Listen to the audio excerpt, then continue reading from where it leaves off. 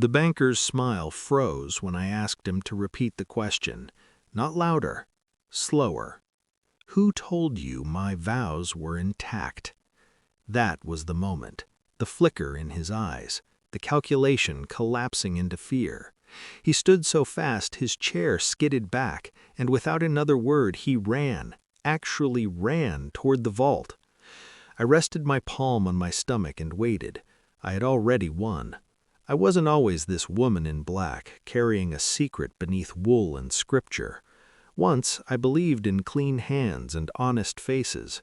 Once I trusted him. We met 10 years ago in this same bank, across a polished desk that smelled like lemon oil and lies. He was new then, eager, the kind of man who remembered names and pretended to care about the stories behind them. I was the daughter of a dying man, drowning in paperwork, desperate for guidance. He guided me, carefully, intimately. He told me where to sign and when to breathe. I mistook competence for kindness. That's how betrayal begins, quietly, with relief. After my father died, the bank became my confessional. The banker became my anchor. And when grief hollowed me out, he stepped into the space and called it love.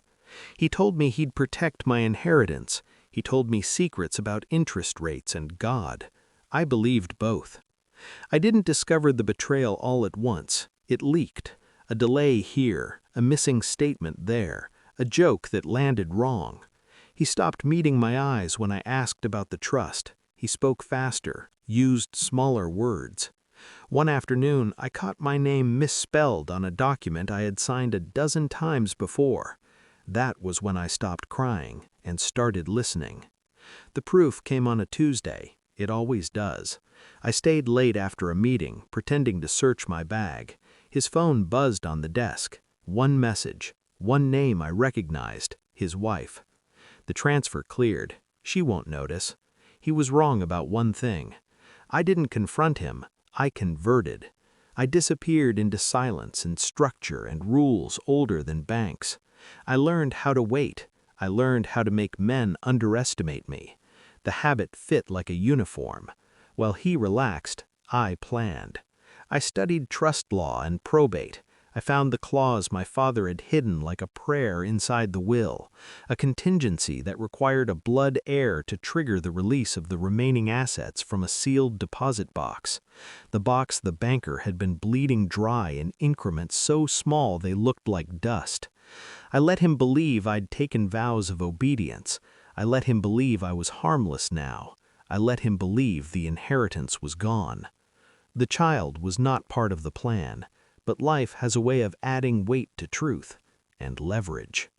I returned to the bank this morning with my head bowed and my spine straight. The banker didn't recognize me at first. People rarely do when you change your costume. When he did, his smile came back, thin, controlled. He asked for my ID. He asked about my order. He asked the wrong question. "Are you here on behalf of the estate?" "No," I said. "I am the estate." That's when I asked him to repeat himself. That's when he ran. He came back sweating, clutching the deposit box like a rosary. The room filled with silence and metal. I watched his hands shake as he opened it. Inside were documents he'd never read, a DNA kit, a notarized letter in my father's handwriting, and the audit trail I'd commissioned months ago, mapping every theft back to him like footprints in snow. He looked at me then, really looked, at my stomach, at my eyes, at the calm he couldn't crack. "You stole from a dead man," I said softly, "and lied to a living one. This child makes me both." Security arrived. So did his wife. She had my father's letter in her hands when she realized the accounts in her name were poisoned with evidence. She looked at him the way I used to, like a mistake she hadn't admitted yet. I signed the release. The inheritance transferred. The bank froze his assets. The police took him gently, because monsters don't look like monsters when they're caught. Now I sit alone in a room with no windows, confessing to myself. Not my sins, my precision. I don't feel holy. I feel finished. Betrayal teaches you the value of patience. Revenge teaches you the value of silence. I chose both. And when I walk out of here, I will be rich in the only currency that matters, control. He thought I came to beg. I came to collect.